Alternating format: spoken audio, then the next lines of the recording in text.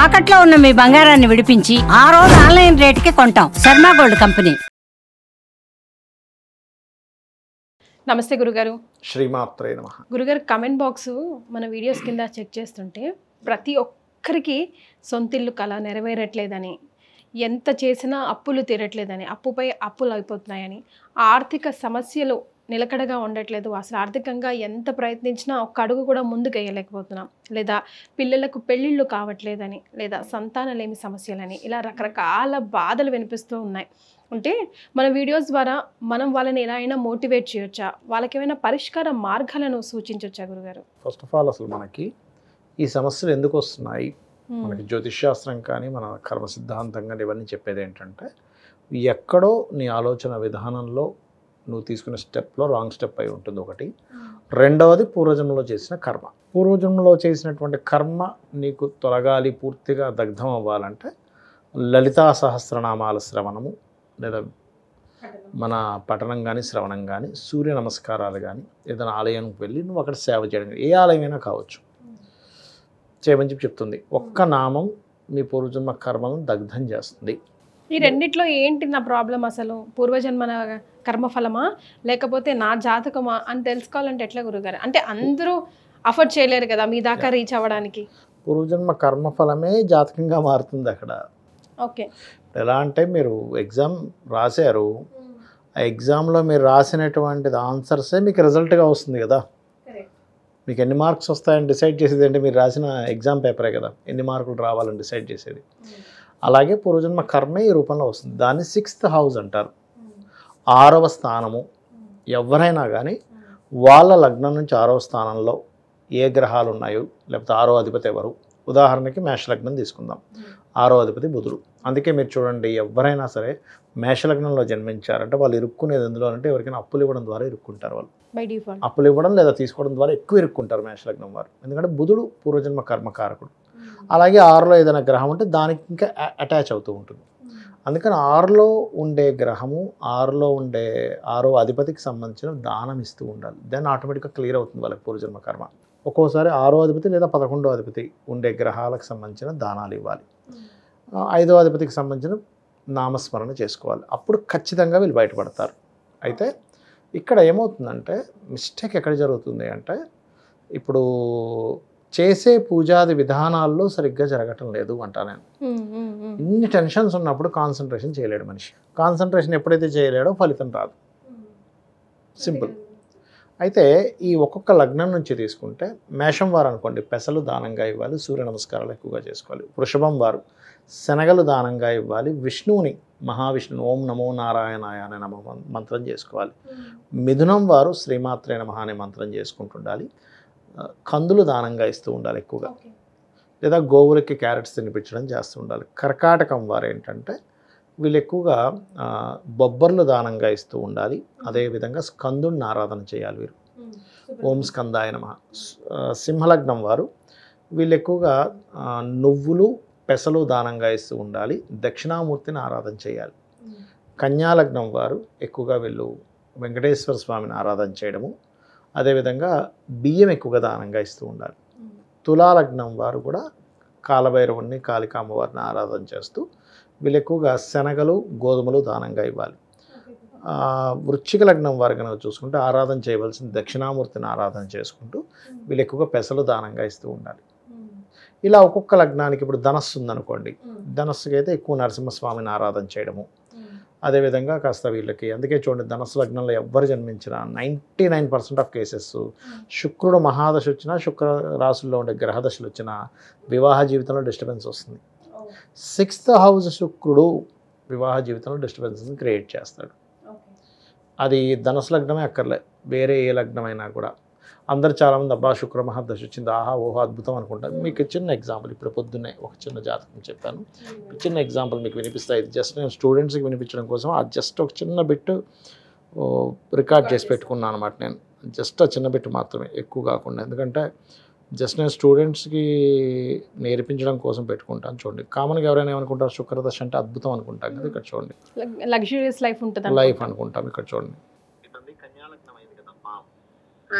కన్యాలగ్నం అయినందుకు ఒక 2 సంవత్సరాల నుంచి శుక్ర మహాదశ నడుస్తూ శుక్రుడు 6లో ఉన్నందుకు మీతో సఖ్యత తగ్గడము, ఇంకోరితో సఖ్యత పెరగడం అనేది జరుగుతుంది సీక్రెట్ గా. అది కూడా ఎందుకంటే శుక్రుడు ఎందుకు కుంభరాశిలో ఉన్నాడు కదమ్మా.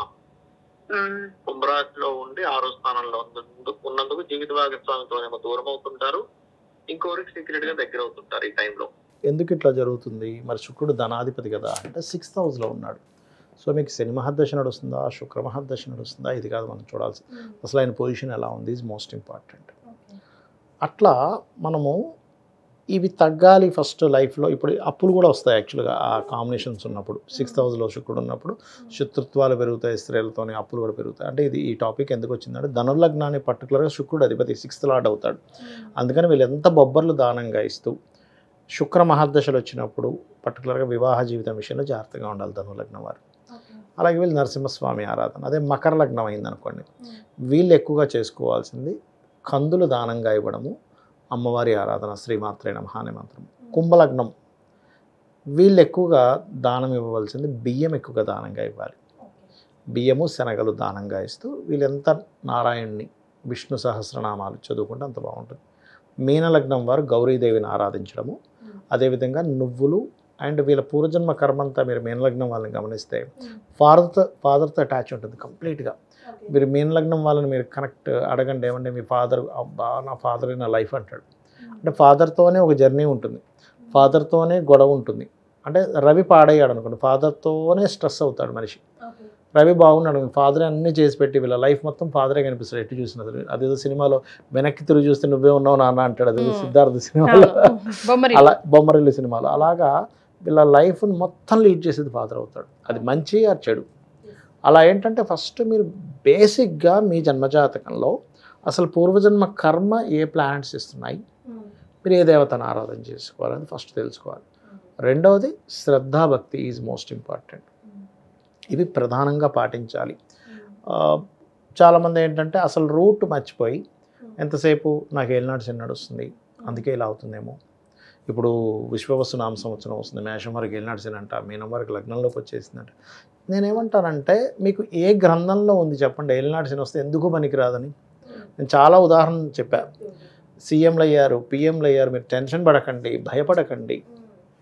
ఒక్క గ్రంథంలో నాకు మహర్షి ఏలినాడు శని వస్తే ఎందుకు పనికి రాకుండా పోతాడు మనిషిని ఎక్కడైనా రాసుందా? సింపుల్ లాజిక్ లేదు కదా, ఎందుకు భయపడతారంట నేను. శ్రమనిస్తాడు, వర్క్నిస్తాడు, పెళ్ళిళ్ళు అవుతాయి, కష్టపడమంటారు. మీరు మంచి పాయింట్ చెప్పారు, కష్టపడమంటాడు ఆయన. కష్టపడితేనే కష్టే ఫలి కదండి, అంతే కదా. సో కష్టపడమంటాడు, శ్రమనిస్తాడు, పోటీతత్వాన్ని ఇస్తాడు, శత్రువుని కూడా క్రియేట్ చేస్తాడు. మనకు శత్రువు ఉంటేనే స్ట్రాంగ్ అవుతాం, వితౌట్ శత్రువు మనం స్ట్రాంగ్ అవ్వం ఎప్పుడు కూడా. అదేదో లైక్ సింపుల్ హ్యామర్ అంతే, హూ విల్ మౌల్డ్ ఎవ్రీథింగ్. ఒక స్టీల్ అయినా, ఒక ఐరన్ అయినా, ఒక గోల్డ్ అయినా, ఒక డైమండ్ అయినా దెబ్బలు పడితేనే కదా అన్నట్టుగా షైన్ చేసి వదిలేస్తాడు. సో ఏంటంటే మీకు అసలు మహాదశ నడుస్తుందో చెక్ చేసుకోండి. మీరు నిత్యము కూడా అమ్మవారి నామాన్ని స్మరించండి. ప్రకృతిలో ఉన్న లలితాసహస్రనామాలు మనం మొత్తం 1000 నామాలకి అర్థాలు, దాని భావన ఏమిటి. ఎందుకంటే లలిత రహస్య సహస్రనామాలు అంటాం. అంటే బయటికి చూడడానికి నామంలా కనిపిస్తున్నా అందులో రహస్యం దాగుంది. అందులో ఉంటుంది పాయసాన్న ప్రియానం నామం వస్తుంది. అంటే అందరూ ఏమనుకుంటా బయటకు చూసి పాయసాన్నం అంటే అమ్మకి ఇష్టం అనమాట, పాయసం అన్నం పెట్టేస్తాం. కానీ ఒరిజినల్ మీనింగ్ అది కాదు. పాయసం ఎలా ఉంటుంది? తెల్లగా, స్వచ్ఛంగా, తీయగా ఉంటుంది. అంటే నీలో ఆ గుణాలు ఉంటే అమ్మవారికి ఇష్టం. గురుగారు ఇప్పుడు మనం చెప్పాం చాలా క్లియర్గా ఏ ప్రాబ్లమ్స్కి ఏ రాసుల వారు ఏ దాన ధర్మాలు చేస్తే బాగుంటుందని. కానీ ఇచ్చే వాళ్ళతో పాటు పుచ్చుకునే వాళ్ళకు కూడా అర్హత ఉండాలా? అంటే ఈ మధ్యకాలంలో చాలా మంది బ్రాహ్మణులను తీసుకోవడానికి ఇష్టపడట్లేదు, నీడీ పీపుల్కి ఇచ్చేయొచ్చా? మంచి ప్రశ్న వేశారమ్మా, ఎందుకంటే చాలా చక్కటి ప్రశ్న ఇది. ఇక్కడ మనం ఇచ్చేటువంటి దానం ఏదైతే ఉందో 2 విధాలుగా విభజించబడుతుంది. ఇక్కడ ఒకటి, మీరు పురోహితుడికి ఇచ్చేటప్పుడు ఆయన ఖచ్చితంగా తీసుకోవాలి. శాస్త్రం ఏం చెప్పిందంటే పురోహితుడు దానం పుచ్చుకోవాలి, దానం ఇవ్వాలని చెప్పింది. అది ధర్మం. క్షత్రియుడు యుద్ధం చేయాలనేది ఎంత ధర్మమో. ఇప్పుడు శ్రీకృష్ణ పరమాత్మ అయ్యో ఇంతమందిని చూసి అర్జునుడు అంటాడు, గురువుల్ని, తండ్రుల్ని, మేనమాముల్ని, పుత్రుల్ని, వీళ్ళందరినీ చూసి హృదయము ద్రవించి నకాంక్షే విజయం కృష్ణ, నాకు విజయం వద్దు, రాజ్యం వద్దు అంటాడు, అడుక్కు తింటాను అంటాడు. నువ్వు నపుంసకుల్లో మాట్లాడుతున్నావేంటి? నువ్వు క్షత్రియుడివి, క్షాత్రధర్మం. ఇప్పుడు ఒక మిలిటరీ మ్యాన్ ఉన్నాడు, బార్డర్ దగ్గర ఉండి అమ్మో వీళ్ళని చంపాలా, మనిషిని చంపడం ఏమిటి అంటే నువ్వు నీ ధర్మం అది. అలాగే ఒక బ్రాహ్మణుడు ధర్మం ఏమిటంటే ఆయన్ని మనం ఒక పరమేశ్వర స్వరూపంగా చూడాలి. దానం ఇచ్చే వ్యక్తి, దానం తీసుకునే బ్రాహ్మణుడుగా ఇచ్చే వ్యక్తిని పరమేశ్వరుడి స్వరూపంగానే చూడాలి. చూసి చక్కగా వాళ్ళకి దానం ఇచ్చినప్పుడు వాళ్ళు గాయత్రి చదువుకోవాలి. అప్పుడు ఎందుకంటే వీళ్ళ దోషం ఖచ్చితంగా వాళ్ళకి వెళ్తుందమ్మా. వాళ్ళు భయపడ్డంలో తప్పేం లేదు. దానం తీసుకోవడానికి వీళ్ళ దోషం, గ్రహదోషం ఏదైతుందో 100% వెళ్తుంది అక్కడికి. వెళ్ళినప్పుడు వాళ్ళు గాయత్రి చేసుకుంటే పోతుంది, మళ్ళీ 100% పోతుంది. అలాగే దానం తీసుకున్నందుకు ఆ గ్రహ అనుగ్రహం కూడా బ్రాహ్మణుడికి వస్తుంది. వీళ్ళకి దోషం ఎలా పోతుందో అనుగ్రహం కూడా వస్తుంది. అక్కడ దోషంతో పాటు అనుగ్రహం కూడా వస్తుంది. గాయత్రి వల్ల దోషం పోయి గ్రహ అనుగ్రహం ఎప్పుడైతే వచ్చిందో, మనం చాలామంది ఏం చేస్తున్నారంటే వాళ్ళు రేపు దక్షిణ ఇవ్వాలేమో, ఎక్కువ దక్షిణాలు అడుగుతున్నారు. మీ దగ్గర లేకపోతే చెప్పండి, వాళ్ళు కొంచెం అర్థం చేసుకుంటారు కూడా. ఎందుకు ఇవ్వాలి మనం అంటే, మరి గంటల తరబడి ఆయన జపం చేసుకోవాలిగా బ్రాహ్మణుడు. ఇలా ఇచ్చినటువంటి దానం మీకు ఇప్పుడున్న గ్రహ దోషాన్ని తొలగిస్తుంది.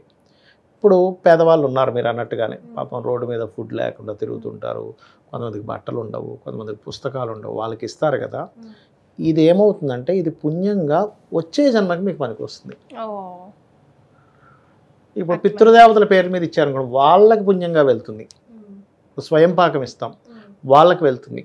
వాళ్ళకి అక్కడ నీడీగా ఉండేటువంటి ఆ పితృలోకాల్లో మనకి వేరే వేరే జన్మల్లో ఎక్కడైతే ఉంటారో వాళ్ళకి వెళ్తుంది. సో ఇది రెండుగా డివైడ్ అవుతుంది. చాలా ఇంపార్టెంట్ పాయింట్ కదా. దానం చేయమన్నారు కదా అని చెప్పేసి ఎక్కడ పడితే అక్కడ, ఎప్పుడు పడితే అప్పుడు, ఎవరికి పడితే వాళ్ళకి ఇవ్వకూడదు. అపాత్ర దానము అంటారు దాన్ని. అపాత్ర దానం చేస్తే పుణ్యం రాకపోగా పాపం వస్తుందట. సో ఈ జన్మలో నీకు రిజల్ట్ కావాలంటే తప్పనిసరిగా బ్రాహ్మణుడికి ఇవ్వాల్సింది. అంటే నీ దోషం పోవడానికి బ్రాహ్మణుడికి దాన రూపం, గ్రహ దోషం. ఎందుకంటే మంత్రం చదువుతారు అక్కడ. మీకు ఏంటండి అంటే, ఏమండి నాకు హెల్త్ ఇష్యూస్ ఉన్నాయి, ఎన్ని మందులు వాడినా తగ్గట్లేదు, ఈ గ్రహం బాగాలేదన్నారు, శని భగవానుడికనో కుజుడికనో శుక్రుడికనో ఉంటుందిగా. ఆ మంత్రం చెప్పి వాళ్ళు ప్రతిగృహ్యామి అని చెప్పుకుంటారు, తీసుకుంటారు. గ్రహం అనుకూలించాలని మంత్రం చదువుతారు, ఆ రకంగా తీసుకుంటారు. That is the correct result. చాలామంది ఏమవుతుందంటే వాళ్ళ రేపు కొంతమంది భయపడి ఆ మూలన పెట్టేసేయండి, ఆ దానం అంటారు. నేను ఒకటే అడుగుతా, ఇప్పుడు మీరు మీ బ్యాంకుకి వెళ్ళి మీరు డబ్బులు మీ బ్యాంక్ అకౌంట్లో పడాలి. బ్యాంకులో ఒక మూలను పెడితే మీ అకౌంట్లోకి వెళ్ళిపోతాయి ఆ డబ్బులు. ప్రోటోకాల్ పాటించి ఫామ్ ఫిల్అప్ చేసి సంతకం పెట్టి అక్కడ ఇచ్చి స్టాంప్ వేయించుకొని అప్పుడు వస్తుంది.